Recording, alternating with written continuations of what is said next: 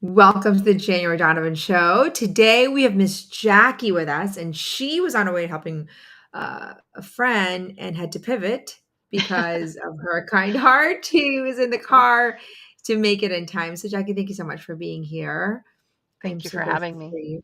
Yeah, Jackie is one of our women's school coaches that has says, I'm going to dive in. I want to serve women. So here I am. I am going to give it my all. So I'm grateful for you, Jackie. So let's just begin by just asking, describe Jackie in 3 words.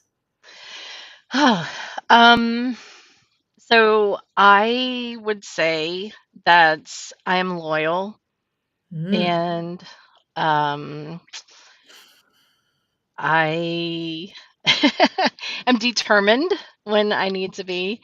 Um, and I am probably, I would have to say passionate, just very passionate about life and everything. So, I share that loyal. I'm loyal. That's like to one of I think one of the best qualities of women is loyalty, which I don't think it's talked about enough. Like being loyal. no. Just we don't live in that kind of world, in a world where everybody, whatever you feel like you can say whatever you want to say. So I really appreciate that. Okay, so let's just kind of take you back to before the women's school to after the women's school. Describe Mm. Jackie prior to the women's school and describe you now in the women's school. Oh, prior to the women's school, I thought I was doing okay. I thought I was like, just I was doing my best, but I didn't realize because I I find that God has blessed me with a gift of strength to get through all of the really difficult things somehow, some way. But I didn't realize just how much they were impacting me.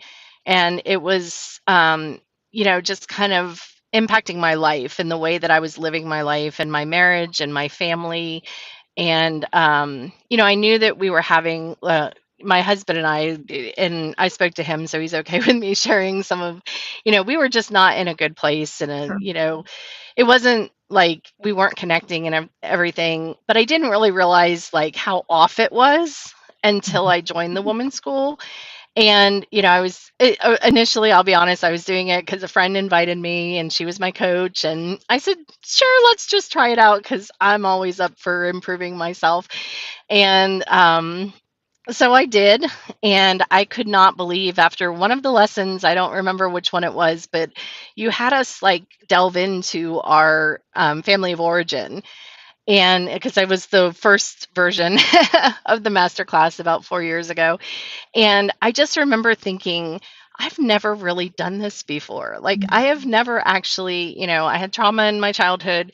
So I did the therapy and all of those things and I improved, but I never really like looked at how it impacted my relationship with other people.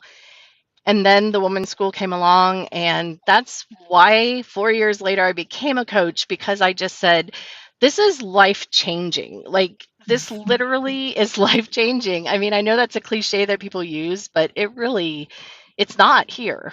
And so I just wanted to help you guys get the word out there, get the messaging out there for other women, because I felt like if this helped me so much, this could help so many people. And they need to know about it. So, I kind of waited and waited, and I was happy being a stay-at-home mom, a homeschool mom. But then last year, you just kept coming up again. There was the woman's school in front of me all the time, and I just kept going, okay, I ignored it 4 years ago when I kind of thought, oh, this would be kind of cool to do.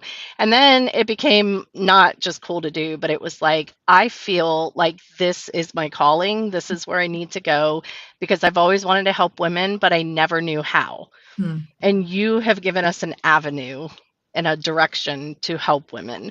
And Oh. I couldn't not be a part of it.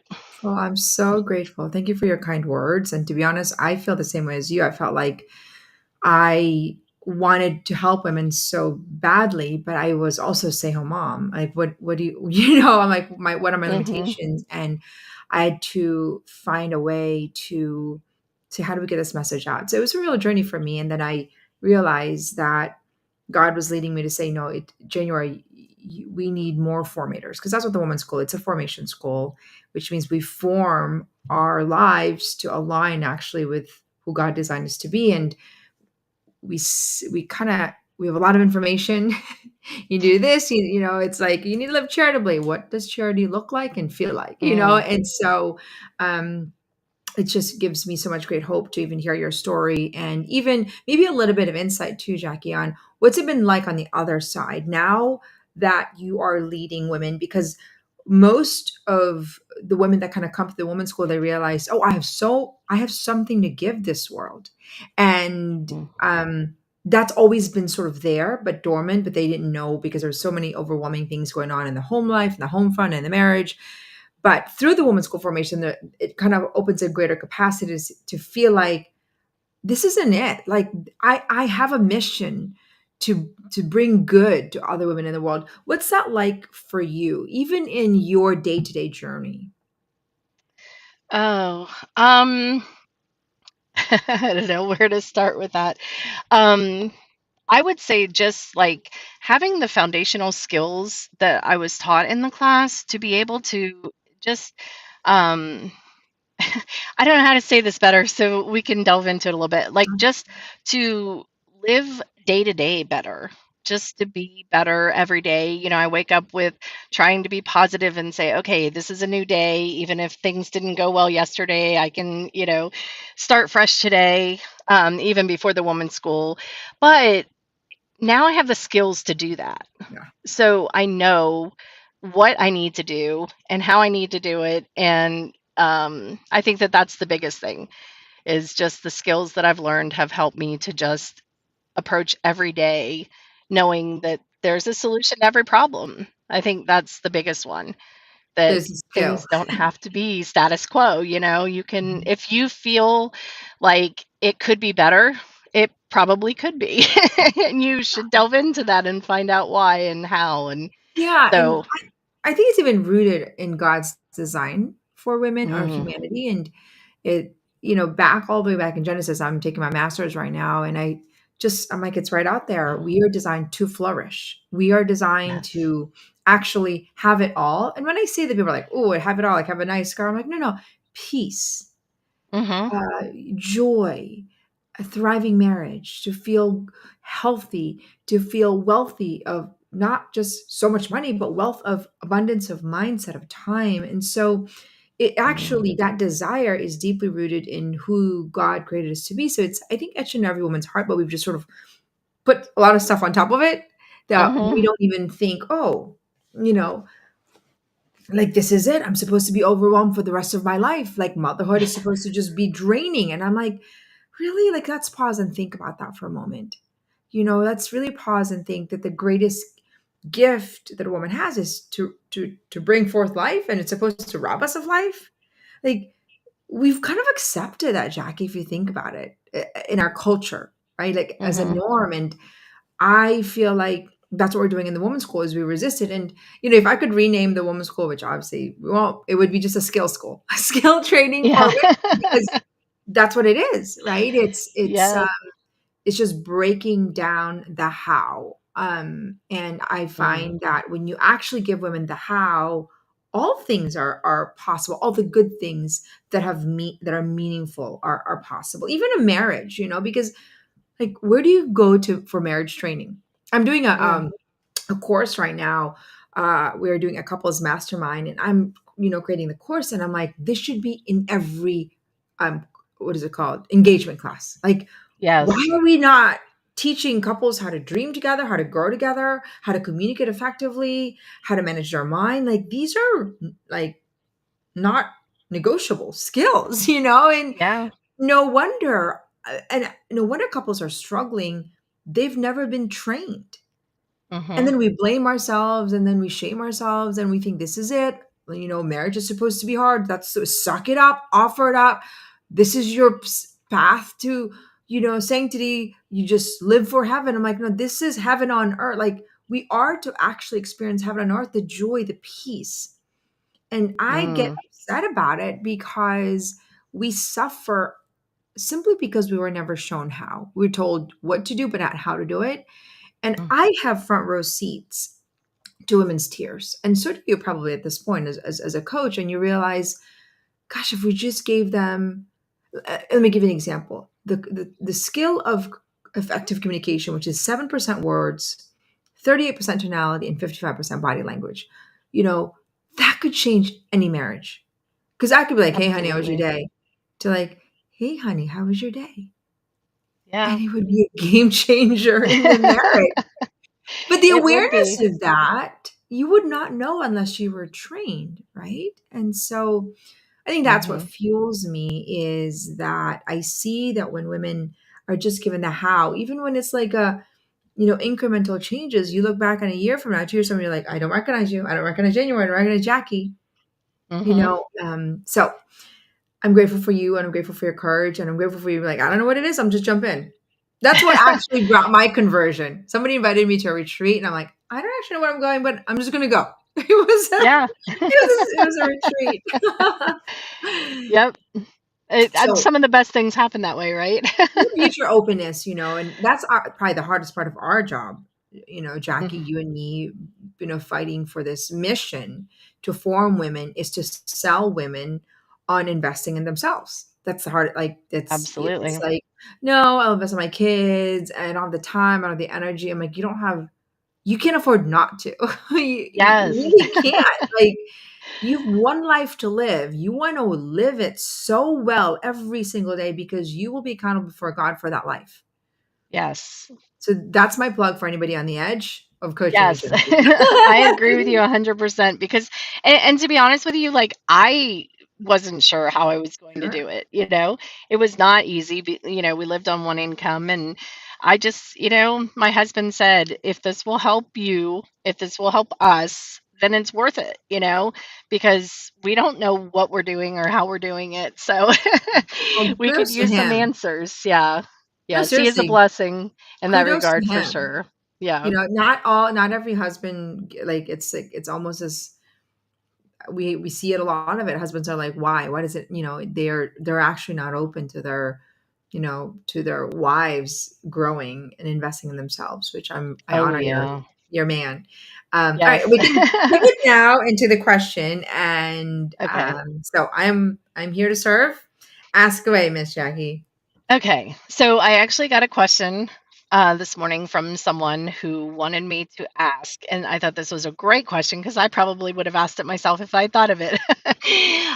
So essentially, what would you say if you have a family member who, is you're dealing with a major like major issues, they're not just small little things, whatever, and you have to, like, even as a coach, how do you kind of go through this? And let me get this right the way that she asked it.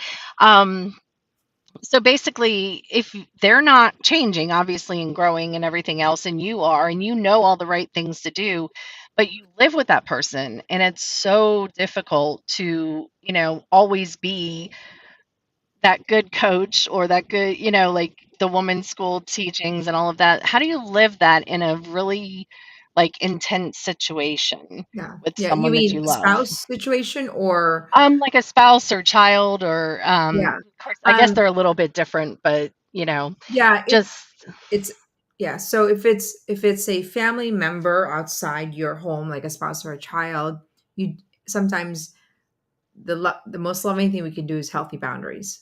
And when mm, I say that is you can't, love your neighbors to love yourself. There is actually this idea of what it means to love yourself and to honor your values and to honor also your need to be able to expand because that's what God calls you. And if they inhibit that, then you have to be aware of it. You have to have healthy boundaries for that extended mm, family.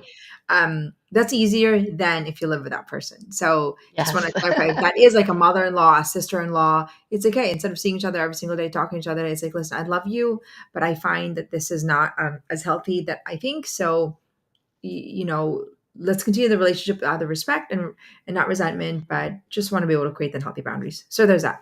If it's a spouse, it's a bit more challenging to be brutally honest. It's probably one of the most challenging things Mm, because they're going to bring you down inevitably on a day-to-day basis unless you mm, continue to strengthen yourself. So what do?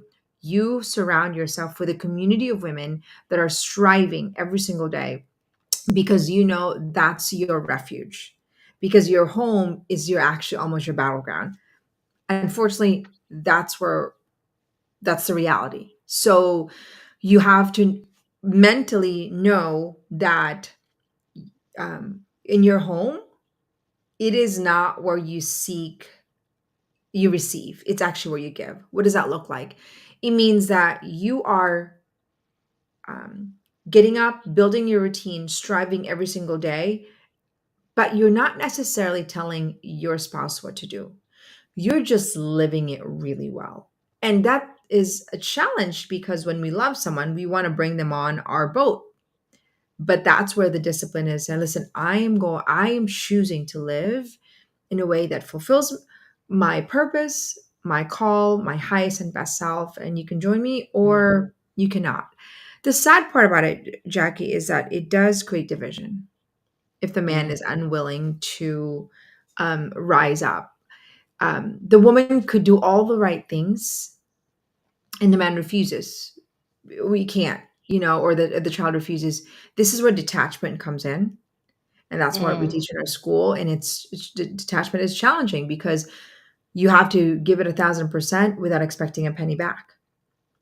And yeah, so what does that look like? You keep going, you keep growing, find the right community that's going to support you. um, Invite him kindly and tenderly, but be detached by the result, because ultimately, you can't control it. You're just going to go berserk. Like, it's just going to be frustrating, and you just have to also know kind of where to draw your lines, and say, mm, I'm sorry, but you don't get to talk to me that way, or you don't make me feel bad because I want to read a book, or I want to be better. You have to have those, your scripts for boundaries. um, there is a great chance that your life becomes so inspiring that they're going to want to aspire and be like you. But it is also true that pride gets in the way, that your life could be so inspiring and makes them feel bad mm, about their own life. And they could actually not want to have anything to do with you. That's the sad part, because obviously mm. I want to preserve the marriage. Um, but you're obligated to become, you're still obligated by God to become the highest and best version of yourself, even if your spouse isn't. Right. Tough. That's great. Thank you. And so, if you could also just kind of expand on children. Like, I know a lot of adult children and mothers in these situations also, where there's that, the difficulty and the challenge, with whatever they're choosing to do in their lives. But, just how do you, as a mother, detach from that? Sure, Do sure. you have suggestions? Yes, I think the first thing that we need to reconcile in our subconscious mind, which means it needs to be in the process of repetition, is that your children's behavior, your results does not infringe on your value. Mm, That's so simple. Like, okay, how yeah. much money I make, if my kids are messed up, if my husband doesn't like me, or so my friends don't like me, that doesn't change my value. Mm, But how it makes you feel does matter, right? What I mean by that yeah. is, you have to tell yourself, okay, I am no less valuable because they mistreated me or they don't see me as important. I will continue to value myself. What that looks like is when they're like, Mom, you're so blah, blah, blah, blah. You're, you're such a hypocrite. You say to yourself, well, I, um, I will not accept the way you're treating me. Mm, You don't have to agree with me, but I will not accept the way you treat me. You may not. You have to actually, when it comes to a child, hold your ground. Like, you don't agree with me, that's fine, but you don't get to mistreat me. We should mm, not allow our children to, difference of opinion should not be permission to to be disrespectful towards us. I love that. Um, and I think, that's on us. Like, we can't let our children kind of get away with micro, seemingly insignificant, disrespectful tonality or criticism that's like rude, Mhm, like, but the thing is, and this is why the women's school, we teach our first lesson, as you know, is to honor our unconditional worth, because a mother who doesn't know that her value is unconditional and never changes will hesitate holding her child accountable. When her child says, Mom, you're just mean, Mom, you're such a hypocrite, they'll start to internalize that. Mm, They'll start to doubt themselves, as opposed to saying, No, I don't think so. Like, I might make mistakes, but um, but I will receive your feedback, but I will not receive your rudeness towards me. mm, So we need to be kind of fierce about it. And I think it's best for our children too. We can't just let them get away with that. But the second part where they do, let's just say, your child decides to be partying and drinking, or, just making poor choices. I think as parents, we just need to have this mindset of detachment. And what I mean by that, it's like, I am going to give you 1,000% of what I think I know how to do as a mother. mm, But I'm also going to anticipate that you're going to make poor choices, and that poor choices is ultimately going to be in your life. And um, it I've done my part, and I have failed. And so this is why I tell, parents, tell your children that it's their life and that they will suffer the consequences of their choices, and you as a mom make mistakes, but so will they when they become a mom. So don't put it in mm. my face, like, oh, you did this. Well, guess what? I made mistakes, but I'll tell you and I'll guarantee you too will make your mistakes. So don't make me feel bad for being, for the mistakes that I've made, because you're not free from that. We have to be fierce. Like, you can't, and sometimes it's because parents just don't know what to say, so Right. they sometimes almost allow their children to manipulate the situation. That's why you need scripts. It's, Yes. like, Absolutely, 100%. no, thank you. No, no. It's like, honor your mother and father. Like, no. Mhm. So, but yeah, detachment. I think it's sometimes Yeah. it's when we are attached to what people think about our children being connected to who we are, that hurts us more. Yes, absolutely. I agree. It actually hurts our Thank pride. you. That's what hurts. That yeah.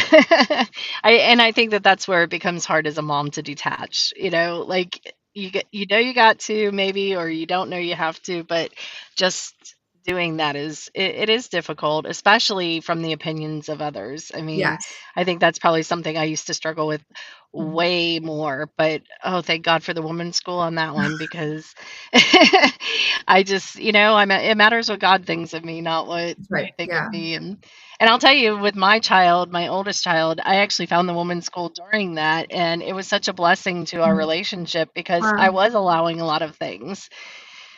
And then I learned from this school, do not, accept you have to accept your unconditional worth before, like, when you said Right. that, I was just like, yes. And like, I needed that first before I could do anything else. And I It's couldn't have done that really on my own.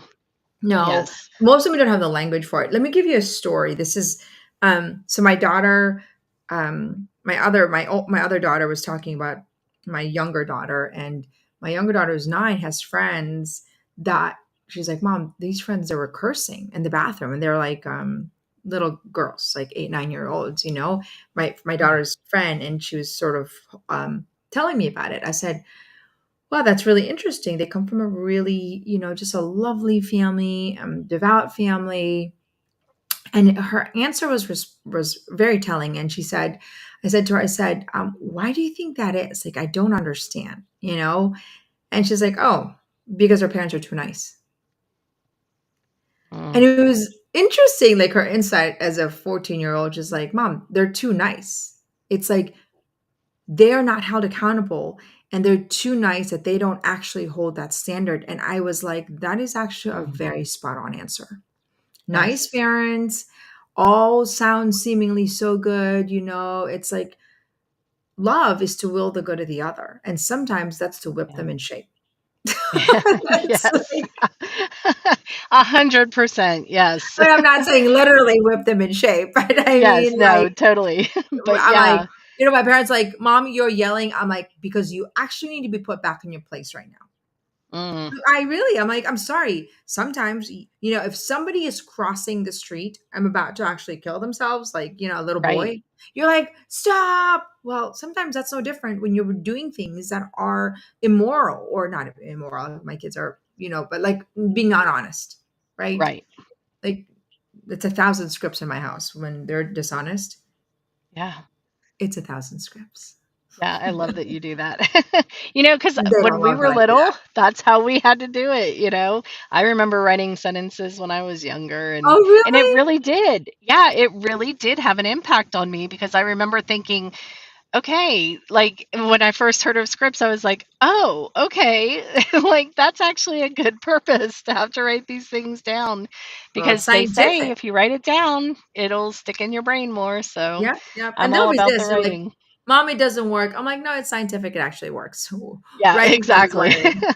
They'll fight it. They're like, I was like, "No, I Yes. can give you evidence and studies on it. Writing causes wiring." Yeah. No, it doesn't work. "Oh, it's okay. It works for us right now." Yeah, It's exactly. Trust me, in 10 years, you'll come back and thank me, yeah, right? and they actually, I find actually like in my older kids, I have 4 teenagers.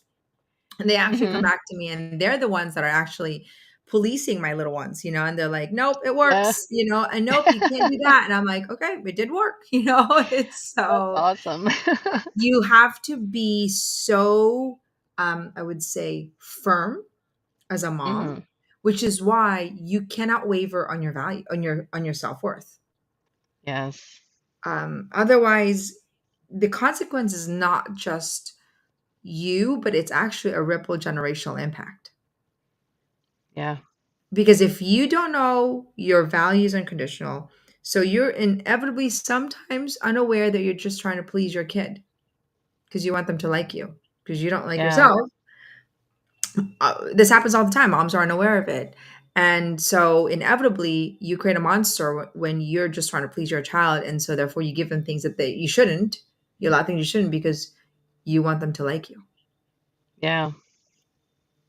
That is very, very, it like, I when you just said we don't realize it, it is so true. Like, I've seen it in myself. I'm sure some of my friends have seen it in I themselves. think all of us have. And yeah, and society wants us to be our kids' friends, or, it's very encouraged that kids can, disrespect their parents and stuff. And it's just, I learned that when my boys were young, and I said to myself, my husband was in the military at the time, and I said, if they get bigger than me one day, they're not going to listen to me. I have to take control now. Yeah. Like, I actually have to think about the fact that I need to be able to command them with my words and my voice and my tone and everything so that they don't think they can walk all over me when they're older.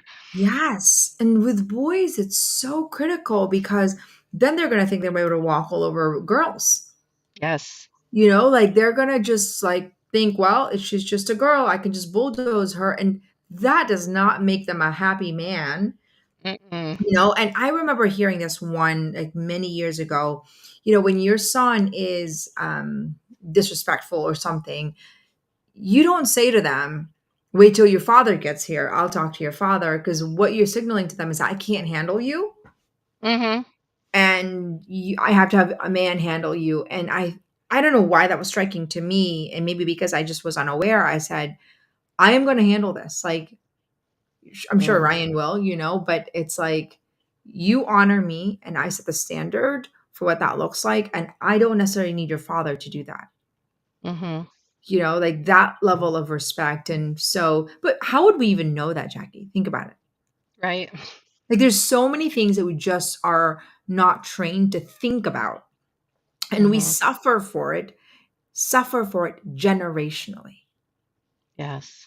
This is really why I'm so passionate about the women's school, because I think what we offer in the school is a generational healing. I really do. I see it. Um, Yes. because it's a shift of thinking, it's a new skill set that gets handed on to the children and that gets handed on to the relationship. And what I am seeing is a foundational of the family life, Mhm. which is the foundation of our country right now that is in shambles. Yes. So That's a whole topic for another day, right? that's a whole topic that I'll probably need Yeah. 10 hours, because I'm quite passionate about the fact that I I am too. I am, I'm an immigrant, and I Mm, am very grateful to be an American. So I feel like women, we have a duty to restore the fabric of society, which is a family life, because mhm. our country right now is in shambles because of poor leadership. Yes. And also women who have no moral compass that has led us to this place. Women who maybe have allowed their kids to say, well, whatever you feel like. Now those Yeah. kids are running our country wild. Mhm. And the leadership is rooted in sort of this idea of relativity where there's no moral order and we are living in chaos. Yes. So, I think that's yeah. probably what I admire about you both most is just the way you're able to express that, the language that you give us to be able to say those things. And it's hard to hear, I'm sure, for some, because it is hard to not, when you love your kids, you just, how do you marry like all that we've said that you got to do Yeah. and, still love your kids? But it is so possible. And I've seen so much more respect from my boys Oh, since I held them to those standards good for and you. they've well, and good for God. The Holy Spirit before the woman's school was the only thing keeping me in line, but because Wow. that's my biggest thing is just, remaining humble while also knowing that I know what I'm doing now because of the woman's school. And so Wow. I have a confidence in what I'm doing because of what I've learned. And, sometimes I don't always gracefully say how it works, but, it's definitely just, it's doable and you can still be humble and still be a great mom and know that you're doing your best and you're a good mom because of it. So, Yeah, well, if it gives you and our listeners a consolation, I do feel like the woman's school is a fruit of the Holy Spirit. I mean, mm, most of the coaches know, most of the students know that we teach biblical principles, just take it down to really practical application. So I hope and pray that the Holy Spirit works through the school, in the formation mhm, of women and never apart from it. And that's important to me, because um, I wouldn't want to be separated from what our Lord is asking of me. I do think that so much, Jackie, that you're experiencing in the formation in the women's school, I think is a fruit of God's desire for truth to mhm, actually be expressed in our culture today. I do like you recognize things and it's like, oh, January, that's great that you gave a language for it. I'm like, yeah, but I think it's the language that I feel like God has actually was always sort of ordained for women. We're just messengers, just like you're a messenger right now, right? To the women that you're mhm, coaching. We're just messengers for right. truth. And we either say no, look away, or we say, you know what, I'm going to suffer through becoming what a messenger is, because sometimes it's not really fun to be a messenger because you get crucified for what you Yeah. believe in. Yeah. But the alternative is not really fun. The alternative is to Mm-mm. sort of like pretend that life is all well when you have a potential to actually serve the people around you, which is what you're doing, and all imperfectly. It's like Yes, uh, imperfectly is so yes, yeah, but with and lots of passion and heart, I you do. promise. Well, I think with a So, lot of humility in a most beautiful, tender way, that's what I see in you, and I recognize it. I recognize, we've been doing this so long. You can experience women's kindness, genuine sincerity, and humility, and that's what I was experienced with you. And it's like, I don't expect women thank to have it you. all figured out, but what's so beautiful that inspires me is women that just shows up every single day and say, I don't have, I'm just going to figure it out. I'm just going to laugh at all my failures and I'm going to just keep Yeah. trying again. And it sounds silly, but here I am. Yeah.